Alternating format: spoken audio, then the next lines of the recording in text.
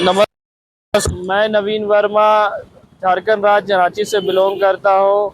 आज आपको मैं रांची के कोकर में स्थित मुक्तेश्वर धाम को दिखा रहा हूँ। जैसे कि आप देख सकते हैं, ये मंदिर जो कि मुक्तेश्वर धाम है, जो महाशिव के मंदिर से जाना जाता है। और चलिए मैं आपको मंदिर का आगे का दिखाता हूँ। ये आपका प्रवेश द्वार है, यहीं से लोग मंदिर में प्रवेश करते चलिए हैं। ये मुक्तेश्वर धाम के मंदिर है, जो कि नदी के किनारे स्थित है।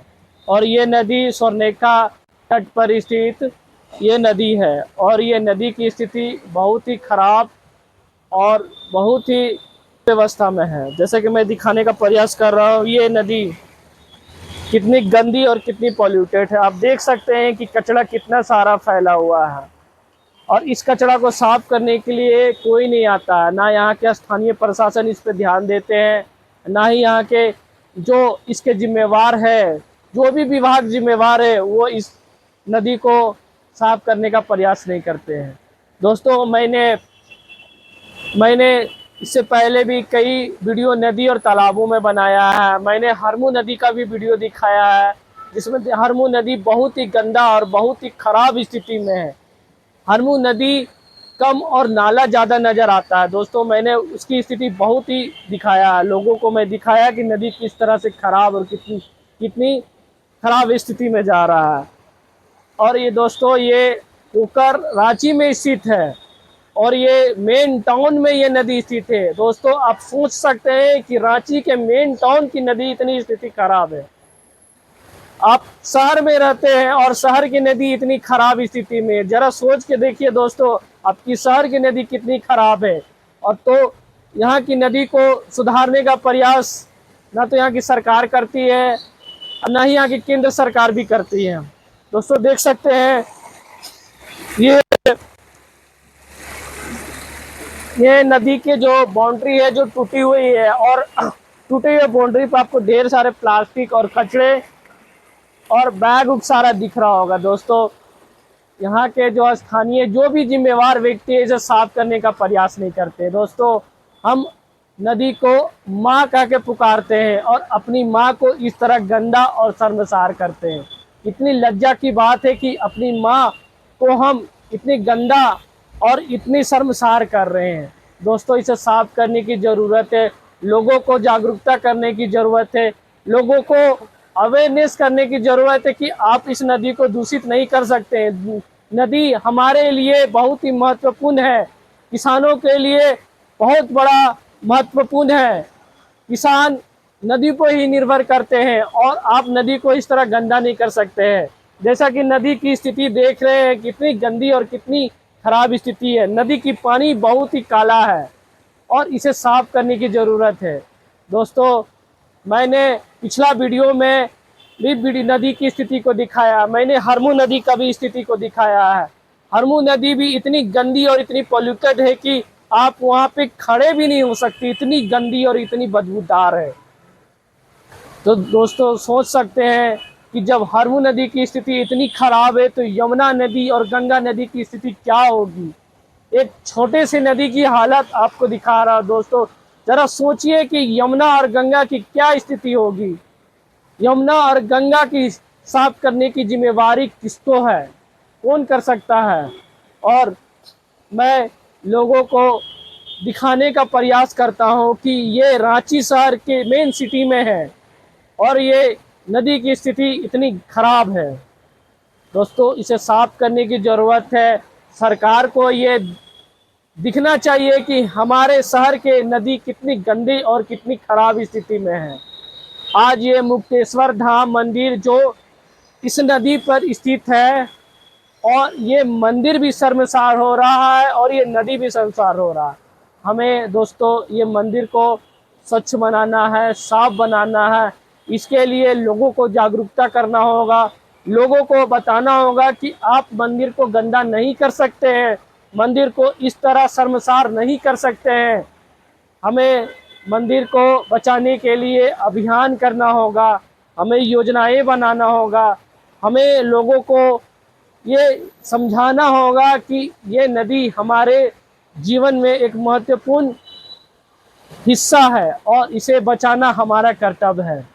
दोस्तों, भारत के प्रधानमंत्री नरेंद्र मोदी जी जो स्वच्छ भारत मिशन जो चलाए हैं वो सिर्फ कागजों पे दिखते हैं, धरातल पे आप देख सकते हैं स्थिति कितनी खराब है।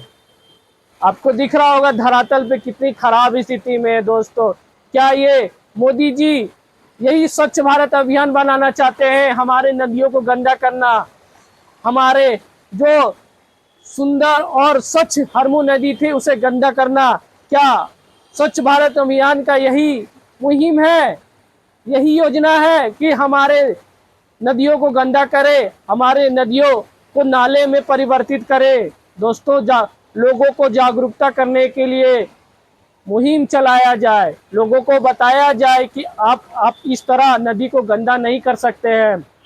और दोस्तों, जो भारत सरकार ने जल शक्ति मंत्रालय मई 2019 में जो बनाए थे वो अधूरा है, वो सिर्फ कागजी पे है।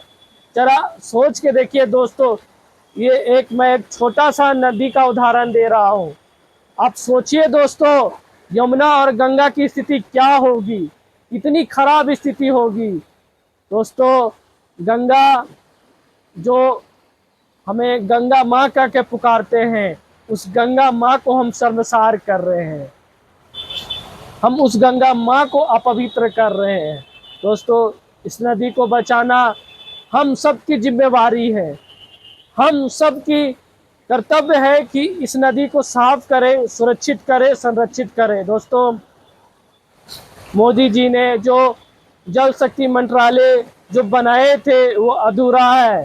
दोस्तों, ये जो जल शक्ति मंत्रालय बनाए गए थे नदियों को साफ करने के लिए बनाए गए थे, नदी को संरक्षित करने के लिए बनाए गए थे।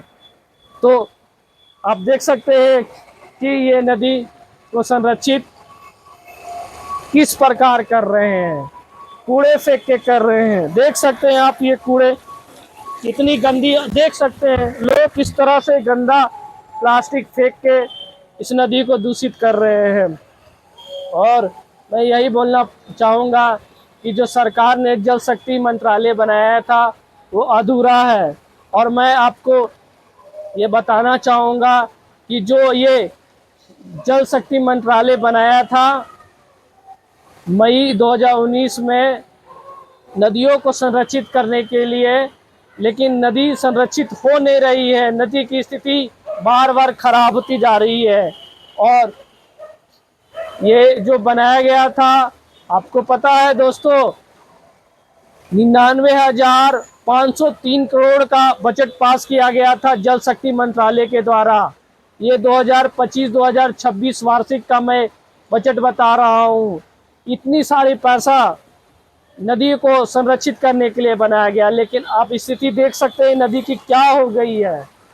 और ये पैसा करप्शन का शिकार हो गया, भ्रष्टाचार का शिकार हो गया है। उच्च वर्ग के जो करप्शन अधिकारी, ये उस अधिकारी इस करप्शन का शिकार कर लिए हैं। दोस्तों, अगर ये पैसा सही ढंग से और सही व्यवस्था से अगर नदी में खर्च करते तो आज इस नदी की स्थिति ऐसे नहीं होती।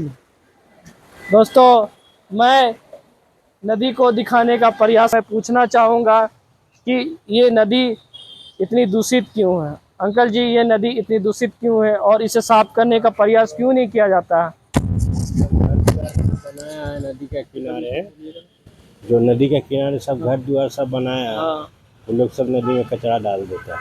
क्यों कचरा डाल देता है अंकल जी? अब तो अपने से उन सब कचरा जो बहाता है उसमें डाल देता है। इसे साफ करने के लिए क्या नगर निगम नहीं आती है?